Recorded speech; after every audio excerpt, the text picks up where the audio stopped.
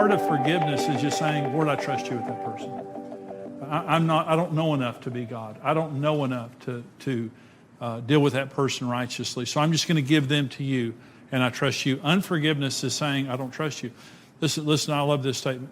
Bitterness is a justice spirit that will not go forward until it gets what it demands. And you ruin your life because you won't trust God. That's what bitterness is. Okay. So let me say, here's another thing. How do you forgive?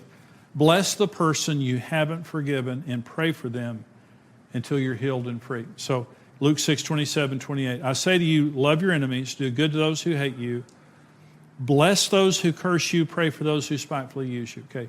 So we read that scripture, Luke chapter 6. Bless those who curse you, pray for those who spitefully use you. So, it sounds okay, that's good.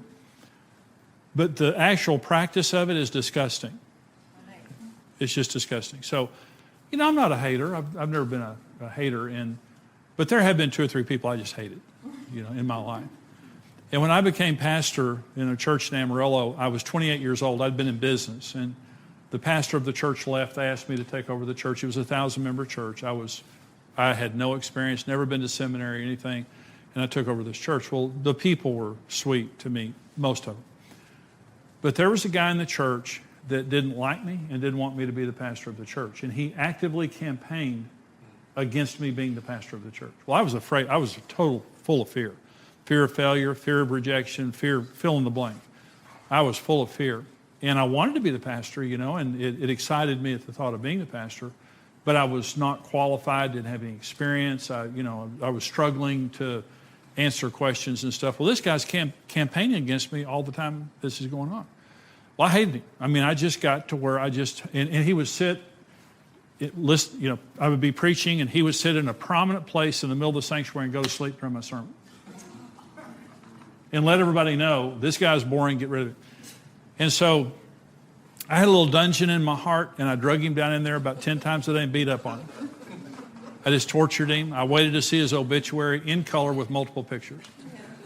And that I hated the man's guts. I despised that man. And Karen said to me one day, your personality is changing. And I could feel oppression. I could feel mentally and emotionally like a heaviness on me, And she said, your personality is changing, Jimmy. And you're snapping at me, you're snapping at the kids. You need to deal with this deal. So I went in one day and I was praying, and I said, and I was just saying, Lord, remember Ananias and Sapphira? Kill this guy. I'm 2 funerals away from victory, So the Lord said, I want you to bless him. And I said, no, I'm not doing that. I'm not blessing this guy. He doesn't deserve it. I deserve it. This guy doesn't deserve it. The Lord said, no, I want you to bless him. The Lord never says, Jimmy, you're right. I've waited for it, but it's never happened.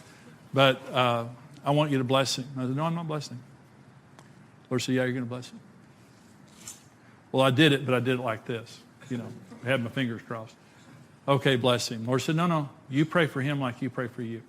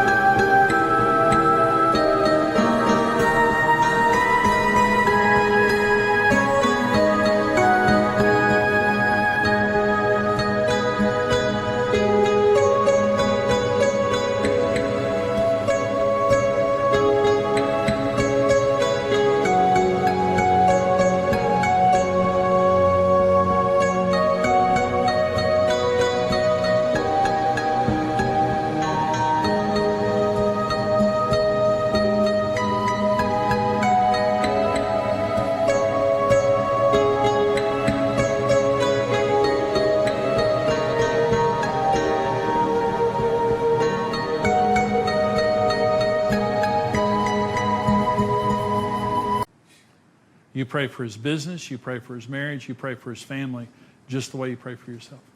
It was disgusting to me. I just thought, what if you bless him, Lord? Now I'm mad at you. I don't want to bless this guy. And I did it out of obedience, and I did it, and the Lord said, every day. Every day you wake up and you bless that man and his family. And I was like, oh gosh, this is awful. So about 10 days after doing it, and I was doing it out of obedience. I didn't do it out of desire or anything like that. I just did it out of obedience. About 10 days into it, I woke up one day and I said, well, bless this guy, and bless his wife, and bless his children, and all that. Well, as I was blessing him, I saw a picture in my heart of a little boy about 10 years old standing out in a field. It was like a farm or a ranch. There was a house over here, and this little boy was standing out in the field, and something really bad had just happened to him, like abuse. And he was like in shock. And I saw this little boy, and the Lord said, now that little boy is the man you hate.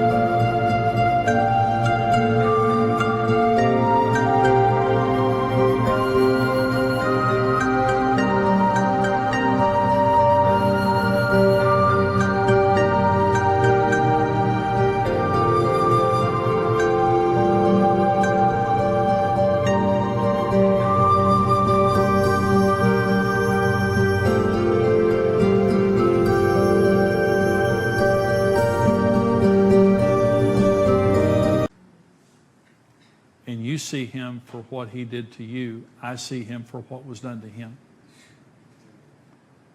And instantly, I felt compassion for him and never had anger again. Blessing is the medicine. And blessing forces forgiveness out of your head into your heart. You cannot hate a person you're blessing for very long. And a lot of people say, I keep forgiving them. I just can't get over it. I just can't get over it. Well, the point is this, because we won't bless. Jesus said, bless those who curse you, pray for those who spitefully use you. So as I'm praying, it proves to God, this isn't a head thing I'm doing. So my Father will do to you if each of you does not forgive your brother from your heart.